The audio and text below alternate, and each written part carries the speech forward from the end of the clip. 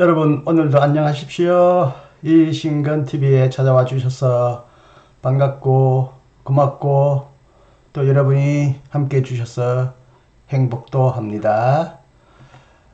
이신근의 책 읽기 한스킹의 저서 그리스도교 본질과 역사를 조금씩 나누어 요약하며 보충 설명해 드리고도 있습니다. 오늘은 21번째인데 드디어 이제 근대 계몽주의 패러다임으로 건너왔습니다. 지금까지 20회에 걸쳐서 그 이전의 패러다임에 관하여 공부를 했는데 드디어 이제 근대로 들어왔네요. 이 책의 800쪽부터 828쪽까지입니다. 매번 보여드리는 이 그리스도교 패러다임 전환 도표인데요. 원 그리스도교, 초대 그리스도교 묵시문학 패러다임으로부터 우리가 출발해서 고대교회 헬레니즘 패러다임과 중세 로마 가톨릭 패러다임을 거쳐서 그리고 종교개혁 개신교 패러다임을 넘어 오늘은 드디어 이제 근대 계몽주의 패러다임으로까지 달려왔습니다. 이제 나머지 현대 일치 운동 패러다임은 이제 본격적인 소개라기보다는 미래에 대한 한스킹의 전망을 소개하기 때문에 앞으로 몇 회 남지 않았던 것 같아서 시원도 하고 또 섭섭해지기도 합니다. 근대 계몽주의 패러다임 1. 근대의 시작. 대발견의 시대. 근대의 시작인가? 어떤 학자들은 근대가 이미 고대, 고중세, 오랜 그 이전에 초기 중세 혹은 중세 후기에 시작되었다고 보며 또 어떤 학자들은 근대가 르네상스와 함께 시작되었다고 보며 또 다른 역사학자들은 종교개혁을 근대의 시작으로 본다. 그러나 데카르트와 라이프니츠, 갈릴레이와 뉴턴, 홉스, 루소, 칸트가 비로소 전형적으로 근대적 인간이었다. 아메리카의 발견과 함께 근대가 시작되었다고 생각할 수 있을 것이지만 당시 그리스도교계에서 그것은 아직은 패러다임 전환을 의미하지 않았다. 그리스도교의 패러다임의 전환은 아직 아니었다. 새 대륙의 발견이 그리스도교계에게는 새 시대를 여는 패러다임 전환을 의미하는 것이 아니었다. 콜럼버스는 신심과 품성에서 철두철미 중시의 인간이었고 신대륙 정복자들은 신대륙의 인간들에게 철두철미 전통적인 중세 로마 가톨릭 패러다임을 넘겨주었다. 그리스도교의 새로운 근대적 패러다임을 특징 짓는 것은 신대륙 발견이 아니라 새로운 철학과 경험적 자연과학, 참신한 자연법과 세속화된 새로운 정치관, 국가관이었다. 이 유럽의 새로운 정치 상황, 17세기 전환점, 17세기 초에 가톨릭 스페인 필립 2세는 유럽에서 가장 크고 부유하고 강력한 나라였지만 17세기 중엽에 스페인의 패권은 붕괴했다. 그러면 스페인의 자리를 차지한 것은 어느 나라였던가? 독일과 이탈리아는 17세기 초 국제정치 무대에서 별 볼 일 없는 존재들이었다. 30년 전쟁은 독일을 전쟁과 폐허의 땅으로 만들었다. 이른바 30년 종교 전쟁이었죠. 독일은 완전히 피폐하고 무력해졌고 전쟁의 참화에서 회복되지 못했다. 네덜란드와 스위스는 제국 연맹에서 떨어져 나갔다. 여기서 새로운 총체적 상황으로의 패러다임 전환이 이미 뚜렷이 드러난다. 대세 의양으로의 권력 중심 이동. 근본적 패러다임 전환의 또 하나의 중요한 표지는 17세기 중엽 유럽 역사 무게 중심의 새로운 이동이다. 그것은 중부 유럽에서 서쪽 경계의 대서양 국가들로의 이동이었다. 식민지 건설에서 5개 나라, 포르투갈, 스페인, 프랑스, 영국, 네덜란드 지배구도가 형성되었다. 그것은 인류 역사에서 하나의 새로운 현상이었다. 근대의 유럽 중심적 패러다임은 식민주의 패러다임이었다. 새로운 시대는 개신교 해양 국가들의 것이었다. 네덜란드 연방은 첫째가는 해양 식민 세력으로 부상했다. 프랑스는 종교전쟁, 기아 등으로 피폐해졌지만 시간이 지나면서 힘차게 회복하여 유럽에서 가장 근대적인 국가가 되었다. 근대 유럽의 정치의 원칙들. 정치적으로 볼 때 당시 대도하던 근대는 중세적 패러다임 및 종교개혁적 패러다임과 구별되는 특징을 지니고 있었다. 보편 제국은 동등한 권리를 지닌 근대적 지역 국가들의 공존에 의해 대체되었다. 황제와 교황 대신 이제는 개혁의 국왕이 최고 권력, 어디에도 매이지 않는 주권을 보유한다고 주장했다.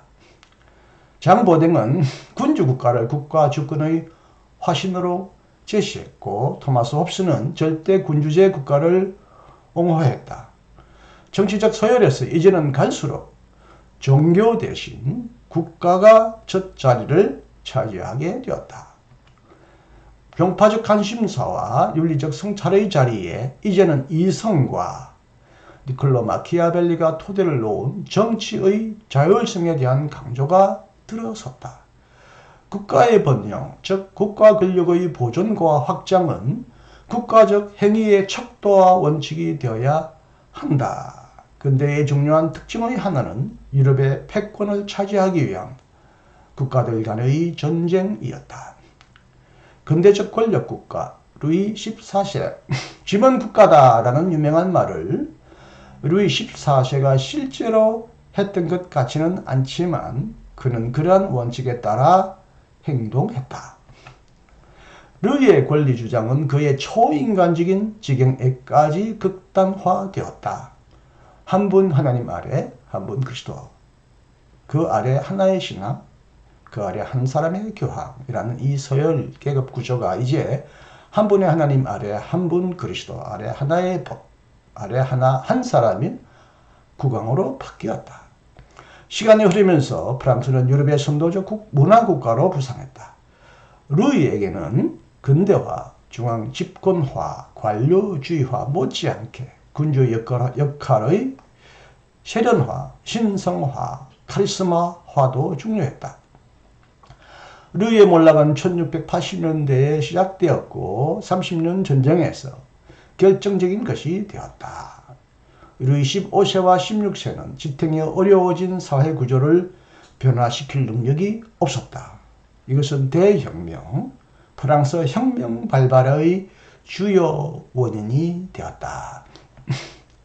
자연과학의 혁명, 3. 과학과 철학의 혁명이고요. 이제 자연과학의 혁명, 갈릴레이, 뉴턴, 갈릴레이부터 뉴턴까지입니다. 참으로 혁명적인 새로운 우주 체계의 토대를 놓은 사람은 니콜라우스 코페르니쿠스였다. 그가 제시한 태양 중심적 우주 체계, 이른바 지동설 이론은 물리학에서 참된 의미의 패러다임 전환이었다. 그가 가설로 제시한 이론, 지동설은 갈릴레이에 확인되고 수정되었다. 그는 질량 실험을 도입함으로써 근대 자연과학의 창시자가 되었다. 피사의 사탑에서 무거운 것과 가벼운 것을 놓았을 때 질량이 달라도 같이 떨어지는 것을 보고 사람들은 놀라게 되었죠. 그의 입장은 약 2세대 뒤에 아이작 뉴턴에 의해 입증되었다.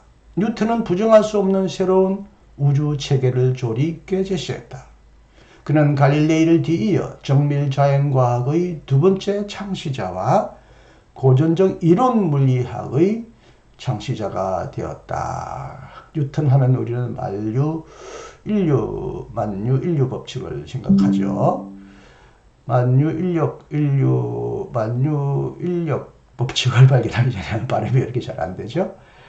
앞에서 갈릴레오가 실험했듯이 무거운 것은 빨리 떨어지고 가벼운 것은 천천히 떨어진다. 무게가 어떤 추락의 가장 중요한 원동력이라고 보았던데 뉴턴 이후에 모든 만물은 모든 물질은 서로 끌어당긴다는 만유 인력 만물이 서로 끌어당긴다는 힘을 발견한 이것은 획기적인 물리학의 새로운 발견이었다는 것을 여러분이 잘 아시고 계시죠.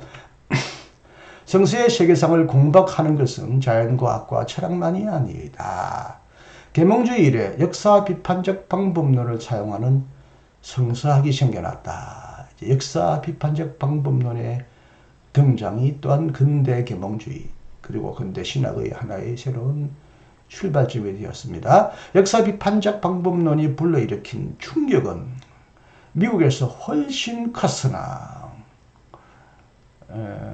이미 지난 시간에 말씀드렸지만 전지창조와 6일 동안 창조되었다는 이 문자적 성서 이해는 역사적 방법론에 의하여 무너지었고 또 진화론의 발견이나 새로운 성서 문헌학 발견을 통하여 소박하게 순진하게 믿던 문자주의적 축자주의적 성서 이해가 무너진 것은 미국의 근본주의에게 큰 충격을 주었고요.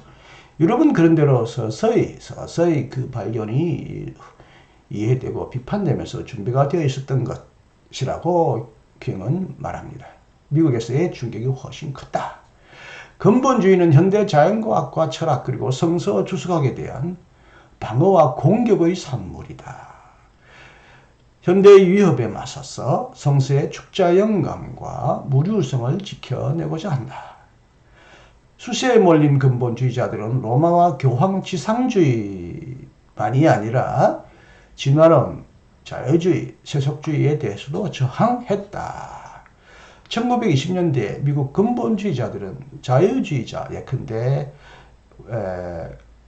포스딕을 이단이라고 비난했다. 포스딕은 우리나라에도 알려졌는데 그에 져서 기도의 의미가 우리나라에 출판되었다는 것을 알게 되었는데요.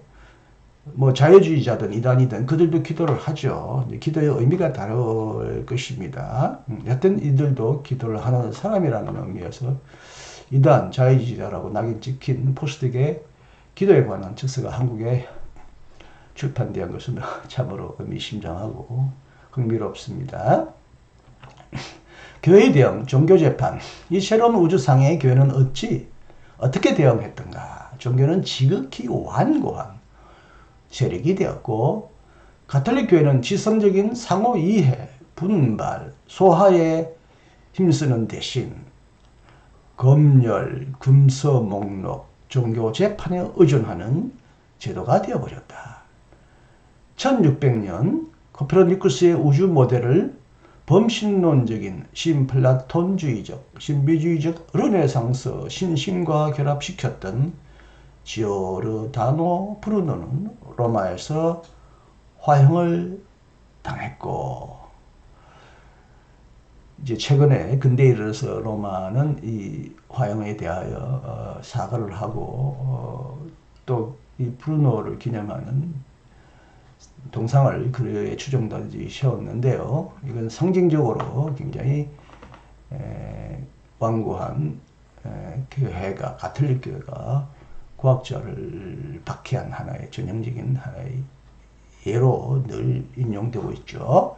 그리고 또 하나는 1599년 토마소 캄팔레나와 함께 1632년도 종교재판에서 유죄 판결을 받았는데 지동설을 주장했다는 이유로 그가 종교재판소에 끌려 나왔지만 그는 급이 많았든지 지혜로웠든지 지동설을 부인하고 나오면서 재판소에 나오면서 그래도 지구는 돈다라는 유명한 말을 남겼다는 일화가 전해오고 있습니다.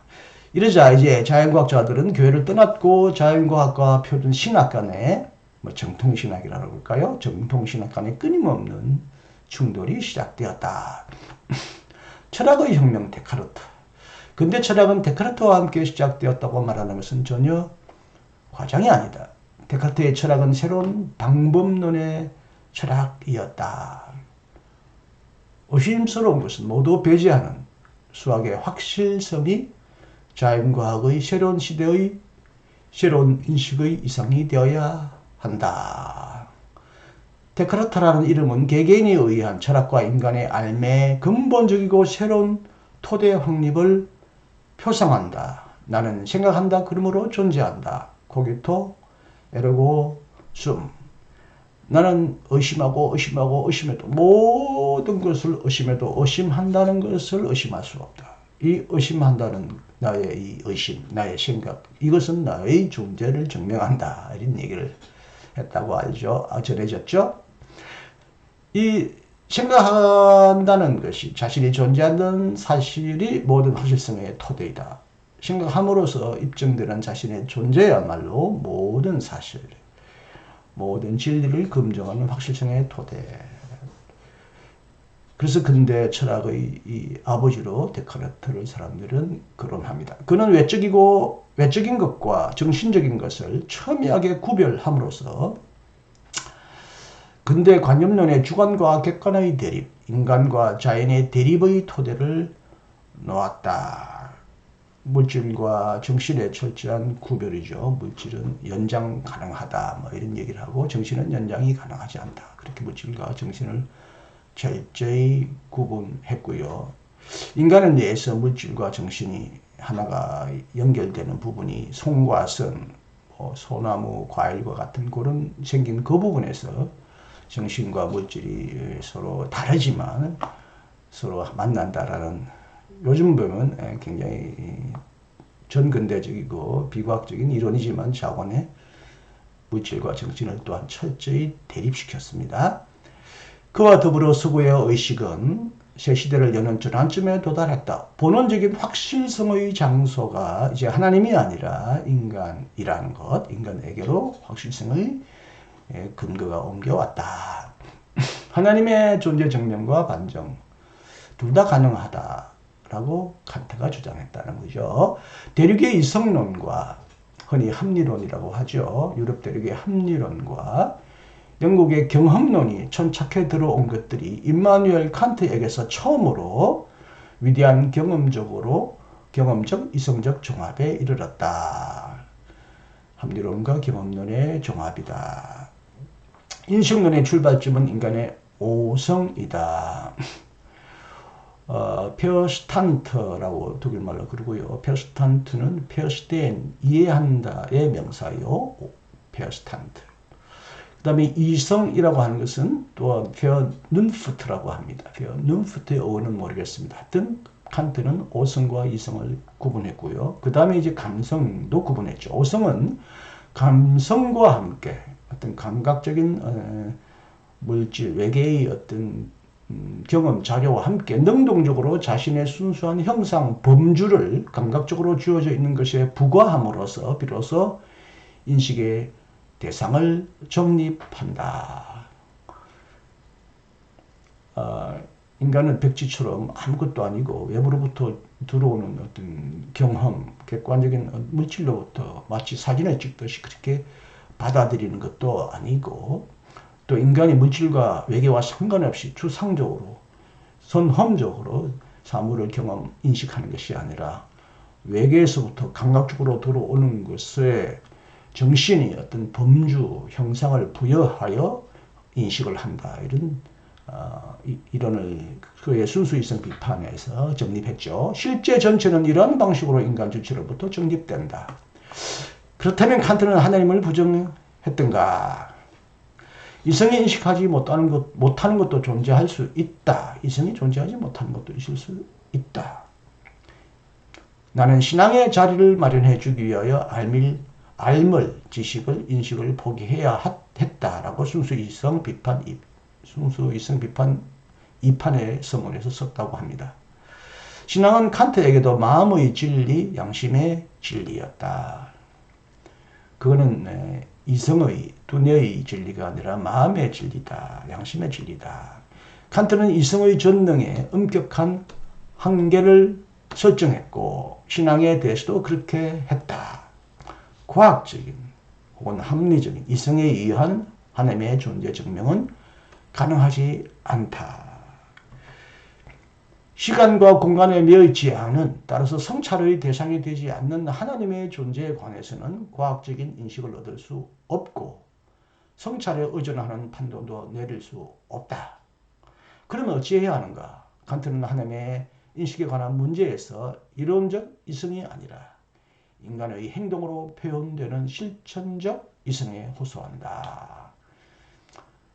순수 이성 비판, 이어 실천 이성 비판에서 이제는 그는 종교를 이성의 한계 내에서 인간의 도덕적 어떤 행동, 도덕적인 어떤 근거를 로부터 출발하여 하나님을 설명하려고 합니다. 관건이 되는 것. 중요한 것은 순수한 과학적 인식과 비판적인 숙고가 아니라 인간의 도덕적 회개와 그것을 가능케 하는 조건이다.